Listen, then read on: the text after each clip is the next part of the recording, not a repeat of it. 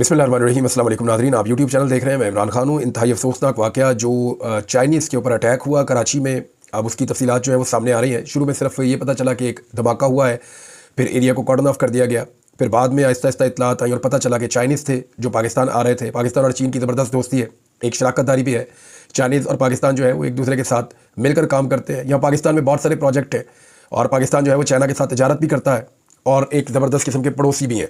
तो ये बड़ा लंबा एक हमारा ताल्लुक़ है चीन के साथ। लेकिन चीन के जो काम करने के लिए लोग पाकिस्तान में आते हैं उनके ऊपर कई मरतबा अटैक हो चुका है और ये बार बार अटैक होता है। इसमें ज़्यादातर जो दहशतगर्द तंजीमें हैं जिनका ताल्लुक़ बलूचिस्तान से है या बैरून मुल्क से है, वो ज़्यादातर इन हमलों के अंदर शामिल होती हैं। इस मरतबा भी ऐसा ही कुछ हुआ।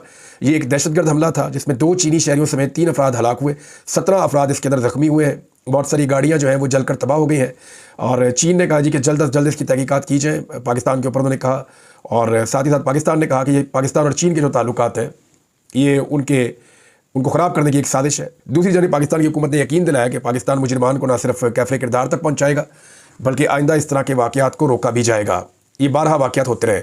सबसे बड़ी खबर जो गुज़िश्ता चंद दिनों से चल रही है वो अली अमीन गंडापुर साहब के बारे में चल रही है। मैं उनसे मिला था तो जो उन्होंने मुझे बताया वो मैंने आपको बता दिया और जो मैंने सवालात किए वो भी मैंने आपको बता दिए, जो लोग उठा रहे हैं वो भी बता दिए, लोगों की जो ओपिनियन है वो भी बता दी और कुछ चीज़ें मैंने आपको नेक्स्ट व्लॉग में बताई थी। अब आ जाए कुछ तहकीकात मैंने कल के दिन में की हैं जो मैं आज सुबह पहले व्लॉग में आपके साथ शेयर कर रहा हूँ और रात लेट नाइट तक यानी 3 साढ़े 3 बजे तक मेरे लोगों से रब्ते हुए और मैंने जानने की कोशिश की कि एक्चुअली उस वक्त हुआ क्या था। तो अब चंद चीज़ें सामने आ गई हैं और सीक्वेंस बनता जा रहा है। नंबर 1 ये है कि अली अमीन गंडापुर साहब ये जब इस्लामाबाद में दाखिल हुए तो अपने मेन काफिले से अलग हो गए। इमरान खान साहब से जो आखिरी मुलाकात की थी वो एक पॉलिटिकल शख्सियत है, पाकिस्तान तहरीक इंसाफ की वकील भी हैं, उन्होंने आखिरी मुलाकात की थी इमरान खान साहब से और उस मुलाकात में वो जो पैगाम लेकर आए थे उन्होंने कहा था कि अली अमीन को बोलना कि रुके ना और पीछे ना हटे, हर हद तक जाए, हुकूमत चली जाती है चली जाए, गिरफ्तार हो जाता है कोई मसला नहीं है, मुकाबला करे और लाओ लश्कर के साथ आना है, यानी पूरे हुजूम के साथ आना है। लेकिन हुआ ये कि लाओ लश्कर जो है वो 2 हिस्सों में डिवाइड हो गया। अली अमीन गंडापुर जो है वो ज़्यादा रफ्तार से आगे बढ़ गए और बहुत बड़ा जो काफिला है जिसमें हज़ारों की तादाद में लोग थे वो काफिला पीछे रह गया। दूसरा जो रास्ता अली अमीन गंडापुर साहब ने एक तब्दील किया, उनकी हिकमत अमली हो सकती है मगर उनकी हिकमत अमली जो है उसकी वजह से बहुत सारे लोग रह गए जो उनके साथ आगे बढ़ सकते थे। और जब आप कम तादाद में होते हैं, एक जगह पहुँचते हैं तो फिर आपके ऊपर आंसू गैस भी चलती है, आपके ऊपर शेलिंग भी होती है, लड़ाई भी होती है। तो वहाँ से फिर अली अमीन साहब ने काफ़ी मुकाबला किया लेकिन पसपा होकर वो फिर चले गए खैबर पख्तूनख्वा हाउस में। अच्छा, यहाँ जो पार्टी के अंदर बहुत सारे लोग हैं उनका ये कहना है कि अली अमीन गंडापुर साहब को मेन काफिले के साथ आना चाहिए था, मेन रास्ते से आना चाहिए था, रुकावटें उड़ाते हुए आना चाहिए था। जितनी बड़ी रुकावटें उन्होंने हटा दी, नो डाउट जो अली अमीन गंडापुर ने किया ये रिकॉर्ड है। यही रुकावटें आप दोबारा खड़ी करें, पाकिस्तान की किसी भी सियासी जमात को चैलेंज करें कि इनको अबूर करके दिखाएं। पाकिस्तान में 4 वज़ीर आला है ना, GB और कश्मीर भी है। इस तरह की रुकावटें खड़ी करें और किसी को बोले कि वो दूर करके दिखाए, अबूर करके दिखाए। ये अली अमीन गंडापुर की हिम्मत थी और वो सबसे फ्रंट के ऊपर लीड कर रहा था और उसने अपने लोगों के साथ मिलकर जान जोखिम में डाल के अपने बहुत लोगों को जख्मी करवाकर, खुद भी उसकी हालत बहुत ख़राब थी और वो बड़ी मुश्किल से इसको अबूर करके इस्लामाबाद में दाखिल हुए। लेकिन वहाँ जो हिकमत अमली तब्दील हुई उसके पर तनकीद होती है कि इकट्ठे जाते, डी चौक में पहुँचते और इतनी बड़ी तादाद में होते कि फिर वहाँ पर आप जाके अनाउंस करते। क्योंकि देखिए 2 दिन से मोहसिन नकवी साहब बड़े अजीबोगरीब स्टेटमेंट दे रहे थे जो उनके शाया निशान नहीं है। वज़ीर दाखिला को ऐसा नहीं होना चाहिए।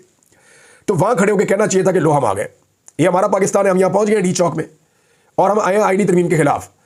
अगर दोबारा आईनी तरमीम की तरफ तुम लोगों ने किया और कोशिश किया, हमारे बंदे तोड़ने की कोशिश की तो हम फिर आएंगे, हम बार बार आएंगे और हमें तुम नहीं रोक सकते। यहाँ पे अपनी एक फतह की अनाउंसमेंट करनी चाहिए थी। देखिए अली अमीन गंडापुर ने फतह हासिल की है, वो जीत कर आया था, लेकिन जिस जगह वो पहुंचा वहां पे जीत को अनाउंस करना था। वो जीत अनाउंस किए बगैर गलत हिकमत अमली की वजह से पहुंच गए केपी हाउस। अब केपी हाउस के अंदर क्या हुआ अब ये सुने, और ये मल्टीपल सोर्सेज से इकट्ठी की हुई इंफॉर्मेशन है। जो लोग सबसे पहले बाद में पहुंचे उन्होंने ये सारी इंफॉर्मेशन मुख्तलिफ लोगों से पूछी और वेरीफाइड इंफॉर्मेशन है। अली अमीन गंडापुर साहब जब गए तो 100-150 लोग थे जिनमें 5-6 MPS थे, कुछ पुलिस वाले भी थे। तो इन्होंने जाके कहा सबको चाय बिस्किट दे, चाय शाय पिलाए सबको। लोग बैठ गए इधर उधर। उसके बाद गंडापुर साहब चले गए जो CM की एनेक्सी है उधर, और उनके साथ कुछ सिक्योरिटी के लोग होते हैं जो बड़े खास हैं, वो हमेशा उनके साथ साथ रहते हैं। वो पहले उनमें से एक इमरान खान साहब के साथ भी था। उस बंदे को अली अमीन गंडापुर साहब ने कहा कि चाय मेरे लिए भी ले। वो चाय लेने गए तो इतनी देर में अली अमीन गंडापुर साहब ने अपने आप को फ्रेश किया और कपड़े चेंज कर रहे थे। तो इस बीच में वो एक सिक्योरिटी वाला भागा हुआ आया और उसने गंडापुर साहब को बताया कि जनाब नीचे अटैक हो गया, रेंजर्स और पुलिस आ गई है। अब यहाँ पे 2 ऑप्शन थे, या तो अली अमीन गंडापुर साहब नीचे आते, दरवाज़ा खोलते और उनको कहते कि क्या मुसीबत है, क्यों यहाँ घुस रहे हो, फेस कर लेते। दूसरा ये था कि वहां से स्किप हो जाते। तो अली अमीन गंडापुर साहब उस वक्त वहां से स्किप हो गए थे। ये एक नहीं, दो नहीं, तीन नहीं, चार नहीं, आपको सही लगता है सही लगे, गलत लगता है गलत लगे, मैं आपको वो बात बताऊंगा जो ठीक होगी। उस वक्त अली अमीन गंडापुर हत्थे नहीं चढ़े उनके, जो लोग आए थे इदारे के लोग आए, वो तलाशियां लेते रहे, उन्होंने दरवाजे तोड़े, उन्होंने लोगों को गिरफ्तार किया, उठा के लोगों को बाहर निकाला, मारा कुटा भी लोगों को। लेकिन बाद में पाकिस्तान तहरीक इंसाफ की क़यादत पहुंची, खासतौर पर बैरिस्टर गौर जब अंदर एंटर हुए तो सामने एक ऑफिसर बैठा हुआ था। उसने उन्हें देखकर कहा कि देखो, उसका सिगरेट भी मौजूद था, उसकी चाय भी गर्म थी, वो यहाँ से हमारे आने पर निकला है और हमारे पास नहीं है, ये किधर गया है, और राब्ता करें और आप एहतजाज जो है उसको कैंसिल कर दें, अभी उसको मौखर कर दें। जो लोग आ गए ठीक है, आप लोग वापस जाएं। ये बैरिस्टर गौर साहब को कहा गया। बैरिस्टर गौर साहब ने उसके ऊपर इंप्लीमेंट करने की बजाय ये कह दिया, अकलमंदी की उन्होंने, कि हमारी पॉलिटिकल कमेटी है, हम उसके बीच में ये बात रख देते हैं, आपको बता देते हैं। उन्हें कहा आप जाके एहतजाज को कैंसिल करवा कर आए और फिर आप हमारे साथ बैठ के बात करें। ये एस्टेब्लिशमेंट है जो मैं आपको बता रहा हूं। बैरिस्टर गौर साहब गए, उन्होंने पॉलिटिकल कमेटी के सामने ये बात रखी और पॉलिटिकल कमेटी ने दो चीज़ें तय कर ली। एक, उन्होंने कहा जी कि एहतजाज खत्म नहीं होगा, ये जारी रहेगा, हमारा वज़ीर आला गायब है। और उस वक्त तक पाकिस्तान तहरीक इंसाफ का हर आदमी ये समझता था कि मिसिंग पर्सन कर दिया गया, हमारे वज़ीर आला को उठा कर ले गए। और दूसरी जो चीज़ तय हुई थी वो ये हुई थी कि एहतजाज खत्म नहीं होगा, और दूसरी जो चीज़ थी वो ये थी कि हम इमरान खान से मिलने नहीं जाएंगे। यानी अगर ये कहा जाएगा कि इमरान खान से मुलाकात करवा देते हैं, तो पिछली मरतबा करवाई गई थी आदम स्वाति साहब की, तो इमरान खान से मिलने भी नहीं जाएंगे। ये दो बातें तय हो गई थी। और पॉलिटिकल कमेटी ने यह फैसला किया कि बैरिस्टर गौर क्योंकि बहुत ही शरीफ आदमी है, तो इनकी हेल्प के लिए कोई एक दो बंदे और भेजे जाए। तो एक फिरदौस शमीम नकवी साहब को और एक हामिद रजा काज़मी साहब को, दो लोगों ने हामी भरी और ये दो लोग गए मिलने के लिए। जब ये मिलने के लिए गए, अब इससे आगे जो मैं इन्फॉर्मेशन आपको दे रहा हूं, ये वो इन्फॉर्मेशन है जो कंफर्म नहीं है अभी तक। जहां तक जो हुआ ये कंफर्म है। वो मिलने के लिए गए तो वो लोग वहां से जा चुके थे, जो एस्टेब्लिशमेंट के ऑफिसर्स थे। तो उनका एक ऑफिस है कहीं और, एक और आगे ब्लॉक में, वो वहां चले गए और जाकर वहां पे जब मिलने गए तो जो मेन ऑफिसर था वो नहीं मिला। जूनियर ऑफिसर से उनकी मुलाकात हुई और उन्होंने पैगाम पहुंचा दिया कमेटी का कि जी ना तो हम एहतजाज खत्म कर रहे हैं इस वक्त, और ना ही हमारी पार्टी इस बात पर राजी है कि आप इमरान खान साहब से हमारी मुलाकात करवा के तो हम उन्हें मना के खत्म कर दें। हम ये दोनों चीज़ें नहीं कर रहे।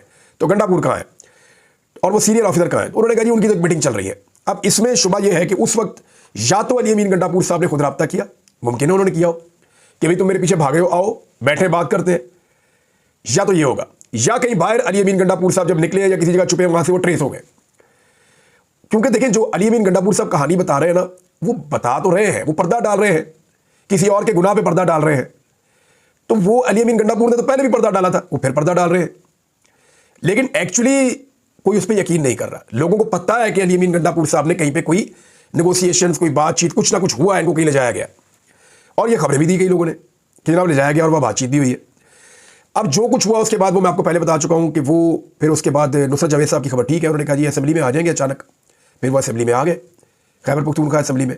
उससे पहले उन्होंने चंद लोगों के साथ खाना भी खाया दोपहर का, एक आदमी के साथ दोपहर का खाना खाया, ताकतवर आदमी, और जो ताकतवर आदमी है वो सियासतदान भी नहीं है। फिर अपनी पार्टी के 3 लोगों से वो मिले भी, हिकमत अमली बना के फिर वो असेंबली में गए और वहाँ जाके उन्होंने तकरीर की, वो वाली जिस पे लोग यकीन नहीं कर रहे। हाँ, ये बात कंफर्म है कि पहले हल्ले में जब केपी हाउस के ऊपर अटैक किया गया तो अली अमीन गंडापुर काबू नहीं आए, ये बात बिल्कुल ठीक है। अब उस वक्त से लेकर अब तक अली अमीन गंडापुर के ऊपर ना कंटिन्यूसली तनकीद हो रही है, होनी भी चाहिए। कुछ फैसले और चीज़ें उन्होंने गलत की हैं, लेकिन अगर कोई ये कहता है कि वो गद्दार है और वो इमरान खान से वफादार नहीं है, तो मुझे लगता है कि ये ज्यादती और ये गलत बात है। हिकमत अमली गलत हो सकती है, कोई बंदा कंप्रोमाइज़ हो सकता है किसी मौके पे, कोई बंदा किसी मौके पे कमज़ोर पड़ सकता है, किसी मौके पे जो वो फैसला ले रहा है वो नुकसानदेह हो सकता है, या उसके दिमाग ने जितना काम किया उसने उतना किया, इंस्टेंट रिएक्शन उसका ठीक नहीं था। लेकिन अली अमीन गंडापुर जैसे आदमी को आप ये नहीं कह सकते कि वो इमरान खान का वफादार नहीं है। इमरान खान का वो वफादार है, ये तनकीद करने वाले सारे लोग भी जानते हैं। क्योंकि देखें, इमरान खान का वफादार इतनी रुकावटें दूर कर सकता था। एक लम्हे के लिए वो विजुअल देखें ना आप, ड्रोन वाला, कि ऐसे 50 के करीब जो है ना वो बड़े बड़े ट्रॉलर्स उन्होंने एक दूसरे में फंसा के खड़े किए हुए हैं। उनको हटाना, इमरान खान साहब के दौर में क्या होता था, कंटेनर ऐसे खड़े कर देते थे, एक को इधर खींचा, दूसरे को उधर धकेला, उसके उधर धकेला, जो खंदक है उसको भरा और निकल गए। मैक्सिमम वो करते थे कंटेनर के अंदर मट्टी भर देते थे, वजनी हो जाता था कि गाड़ी से ना हिले तो क्रेन लानी पड़े। इस मरतबा ये था ही नहीं, वो एक के अंदर दूसरा उन्होंने कंटेनर फंसा के तो सीधे खड़े किए हुए थे, क्रॉस भी खड़े नहीं किए थे। तो ये मुमकिन ही नहीं लग रहा था कि यहां से हटाया जाएगा। अगर वो सारा काम एक आदमी करके आया ना, तो वो इमरान खान का वफादार तो है, और वो डी चौक तक पहुंचा, उसने पहुंच के दिखाया भी। हाँ, ये है कि वो अपनी फतह की वो अनाउंसमेंट नहीं कर सका जो होनी चाहिए थी। अब मुराद सईद का एक पैगाम भी आया और बड़ा जज्बाती उन्होंने एक पैगाम दिया है। उन्होंने कहा, मैं नहीं जानता कि किसी ने किसी को धोखा दिया या किसी के साथ धोखा हुआ, वक्त सारे राज खोल देगा। मैं जिन्हें बहुत अच्छे से जानता था, वक्त बदलने पर इनमें से बहुत अनजान निकले। नियतों के हाल फ़कत एक अल्लाह जानता है। मैं किसी के हक़ में ऐसा दावा नहीं कर सकता। हाँ, इतने अरसे की रफ़ाकत की बुनियाद पर अपने लीडर के मुतालिक एतमाद से कह सकता हूँ कि ना उसने कभी इस कौम का सौदा किया और ना वो करेगा। वो अपने मुजरिम माफ़ कर देगा, अपनी कौम के मुजरिमों को माफ़ करने वाला होता तो आज काल कोठरी में नहीं बल्कि मसनद पर होता। 4 अक्टूबर के एहतजाज से कबल भी खान साहब से मैदान में उतरने की इजाज़त मैंने चाही। जवाबन यही मालूम हुआ कि आपके हवाले से अहकामात में कोई रद्दोबदल नहीं हुआ है, यानी आप अभी नहीं आ सकते। मुझे सियासत मिरास में नहीं मिली। मेरी सियासी बका अपने लोगों के दरमियान रहने में है, इनके साथ खड़े रहने में है। यह भी मेरा ईमान है कि ज़िंदगी मौत अल्लाह के हाथ में है। मेरी कौम गवाह है, खुद को लाहक खतरात, वादे खतरात के बावजूद अमन मार्च, जलसों, इमरान खान की अदालती पेशियों, बनी गाला और जमान पार्क के कैंपों में हाजिर रहा हूँ। मगर अब जो हुक्म है सो है। मैं इस हुक्म की मसलियत से वाकिफ़ नहीं, ना ही मैं खुद को इस तहरीक के लिए लाज़िम मलज़ूम समझता हूँ। मगर डिसिप्लिन मेरे लीडर से मेरी वफादारी का तकादा है। मुझे जितना भी नागवार रहे, लाख जबर सही, मगर मैं अपने अहद वफा का पाबंद हूँ। इसी तरह एक और पाबंदी मैंने खुद पर लगा रखी है, पार्टी के अंदरूनी मामलात पर पब्लिक फोरम पर बात ना करने की पॉलिसी। मगर मेरा अपनी कौम से वादा है, मेरा कोई भी उसूल किसी भी शख्स से ताल्लुक आपसे और इमरान खान से मेरे ताल्लुक से बढ़कर नहीं है। मुझसे मंसूब हर शख्स इस बात पर गवाह है कि इमरान खान का नज़रिया और उसकी कौम मेरी ज़िंदगी में हर रिश्ते से मुकद्दम है। जिस दिन मुझे यकीन हो गया कि पार्टी की क़यादत ने इमरान खान से गद्दारी की है, आप मुझे हर लिहाज से मुरव्वत से आज़ाद पाएंगे। मगर उस दिन तक मुझे और आपको अपना जहन तमाम इम्कानात के लिए खुला रखना है। मुराद सईद भी वही बात कर रहे हैं। नीयत पे आप शक नहीं कर सकते, प्रॉब्लम हो सकती है बंदे में। बदगुमानी जो है वो घुन की तरह होती है। अपनी सोच को बदगुमानी के साए से महफूज रखें, और ऐन मुमकिन है ये हमारे खिलाफ बतौर हथियार इस्तेमाल हो रही हो। मैं जानता हूँ कि तयशुदा हिकमत अमली और खान साहब की वादे अदायत पर अमल दरामद नहीं हुआ, मगर मैं फिलवक्त उसे गफलत गर्दानूंगा। मैं पहले भी कह चुका हूँ कि हम में से कोई भी इमरान खान नहीं है। हम इमरान खान बनने की कोशिश कर रहे हैं और इस कोशिश में हम कोताहियों के मुर्तकिब हो रहे हैं, और जिम्मेदारी का मुजाहरा हमें करना चाहिए। और उसके बाद उन्होंने कहा जी कि किसी से अपनी उम्मीदें वाबस्ता किए बगैर अपने बलबूते पर लड़ना सिखा रहा है हमारा लीडर हमें, और लड़ना तो हमें है बार तो और हर सूरत, क्योंकि ये मसला किसी और का नहीं हमारा है, ये मुल्क किसी और का नहीं हमारा है। तो फिर किसी से गिला शिकवा क्या? ना हम इस जंग में किसी की खातिर उतरे और ना किसी के भरोसे उतरे। हमारा और हमारे लीडर का नज़रिया और रहनुमा सिर्फ अल्लाह की वादानियत का इकरार और इस बिना पर गुलामी से इनकार था और रहेगा। यही ला इलाहा हमारा नज़रिया और यही ला इलाहा हमारी मशअल राह है। मेरी क़यादत से भी दरखास्त है कि आपको खान साहब ने डी चौक एहतजाज जारी रखने के साथ साथ मंगल बुध को मुल्क गिर एहतजाज का प्लान दे दिया था, जिसकी तहरीरी कॉपी ऑफिशियली कौम के साथ शेयर करके कॉल दी जाए। यानी खान साहब ने डी चौक एहतजाज जारी रखने के साथ, ये जो बात हो रही है ना कि एहतजाज जारी नहीं रखना था, मुराद सईद कह रहे हैं अपनी इंफॉर्मेशन के मुताबिक कि एहतजाज जारी रखने के साथ साथ मंगल बुध को मुल्क गिर एहतजाज का प्लान दे दिया था। यानी जो मंगल और बुध आ रहा है इस पे मुल्क गिर एहतजाज भी, यानी आज का दिन मंगल है और कल बुध है, इस पे मुल्क गिर एहतजाज था पाकिस्तान तहरीक इंसाफ का, लेकिन फिर वो इस सारी सिचुएशन में कहीं डिफ्यूज हो गया। और इसकी तहरीरी कॉपी उन्होंने कहा ऑफिशियली कौम के साथ शेयर करके कॉल दी जाए। इस ज़मन में पार्टी अहदेदार मुतल्लका तंजीमों, कारकुनान, मुंतखब मेंबरान से रब्ते करें। खान साहब की भी यही हिदायत थी कि सोशल मीडिया पर पैगाम एहतजाजी तहरीक के लिए जारी हों, लेकिन अहदेदार, तंजीमें वगैरह इनफरादी तौर पर कारकुनान हल्के के अवाम और मेंबरान से रब्ता करें। सो कारकुन और क़यादत हर सतह पर मुनज़्ज़म हों, मुत्तहिद रहे, पुरअमन रहे, गिरफ्तारियों से बचे, सोशल मीडिया पर अपना फोकस इधर उधर की बहस में नहीं अपने मकसद में रखें। तो बड़ी वाज़ेह बात उन्होंने कर दी मुराद सईद ने। उन्होंने कहा जी इमरान खान ने कहा था कि एहतजाज जारी रहेगा, तो फिर एहतजाज कॉल ऑफ कैसे हो रहा था? फिर ये भी कहा कि मंगल और बुध को पूरे पाकिस्तान में होना था। ये बड़े सवाल आते हैं, देखते हैं कि पार्टी अब फैसला क्या करती है। पाकिस्तान तहरीक इंसाफ की एक पॉलिटिकल कमेटी की मीटिंग हुई है लेट नाइट, जो उसकी इन्फॉर्मेशन आएगी आपसे नेक्स्ट वीलॉग में मैं शेयर कर दूंगा। मौलाना फजल रहमान साहब के हवाले से इन्फॉर्मेशन है कि उनको जब वो गए फ़लस्तीन वाली कॉन्फ्रेंस में, तो उस कॉन्फ्रेंस से अव्वल तो पूरे पाकिस्तान में मारते हैं, कोई फ़लस्तीन में एहतजाज करे, फ़लस्तीन के हक़ में एहतजाज करे, इसराइलियों के खिलाफ एहतजाज करे, पूरे पाकिस्तान में मारते हैं। हुकूमत वाले बहुत मारते हैं, झंडा नहीं उठाने देते फ़लस्तीन का, लेकिन खुद तब्दील करता है कॉन्फ्रेंस कर देते हैं लोगों को बेवकूफ़ बनाने के लिए। फजल रहमान साहब वहाँ पे गए थे। जब वो वहाँ से निकले तो सिर्फ बिलावल आए और उनको दरवाजे तक छोड़ के चले गए।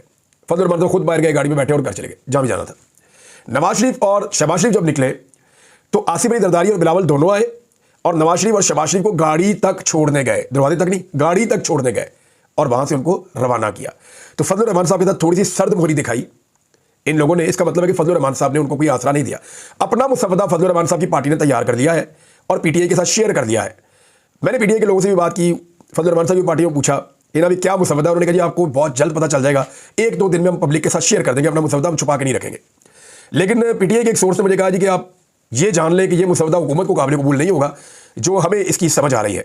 एक और भी चीज़ गर्दिश कर रही है कि शायद हुकूमत में दबाव बहुत बढ़ रहा है और मंसूर अली शाह साहब का नोटिफिकेशन जारी करना पड़ जाए। ये बहुत इंपॉर्टेंट है। पीटीए के बंदों के साथ क्या हुआ जब उन्हें उठाया गया था, ये पूरी इन्फॉर्मेशन मैंने निकाली है बंदों से बात करके, लेकिन मैं आपको ये इन्फॉर्मेशन दूंगा अगले व्लॉग में। अभी आपको सिर्फ आदिल बाज़ोई के बारे में एक बात बताता हूँ कि ये इमरान खान के वोटों से इलेक्शन जीत कर आया था, मैंने बना था, इसके ऊपर दबाव डाला गया, बाजू मरोड़ा गया और इससे बयानी अल्फी लेकर इसको नून लीग में शामिल कर दिया गया।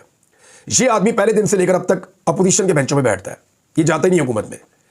और अब जब तरमीम का टाइम आया तो ये खड़ा हो गया, डट गया। इसने कहा जी मैं नहीं देता तरमीम के हक में वोट, मैं इमरान खान से बेवफाई नहीं कर सकता, ये तो उसके डेथ वारंट पे मैं साइन कर रहा हूं, तो मैं ये वोट नहीं डालूंगा। अब कीमत पता क्या चुका रहा है, नवाज शरीफ को पता है कि इसको इमरान खान के वोट पड़े, नवाज शरीफ इसके खिलाफ रेफरेंस भेजकर इसको डी सीट करवा रहे हैं। नवाज शरीफ इसके खिलाफ रेफरेंस भेज चुके हैं, इसको डी सीट करवा रहे हैं, हालांकि उनको पता है कि इसको इमरान खान के वोट पड़े हैं, ये मेरा मैंने नहीं है, जबरदस्ती मुझे दिया गया था। इसकी जो प्रॉपर्टीज है वो कोयटा के अंदर तोड़ी जा रही हैं, इनका कारोबार तबाह किया जा रहा है, लेकिन ये शख्स अभी भी डटा हुआ है कि मैं तरमीम के हक में वोट नहीं डालूंगा। तरमीम पे और भी डेवलपमेंट्स है आपके साथ शेयर करूंगा।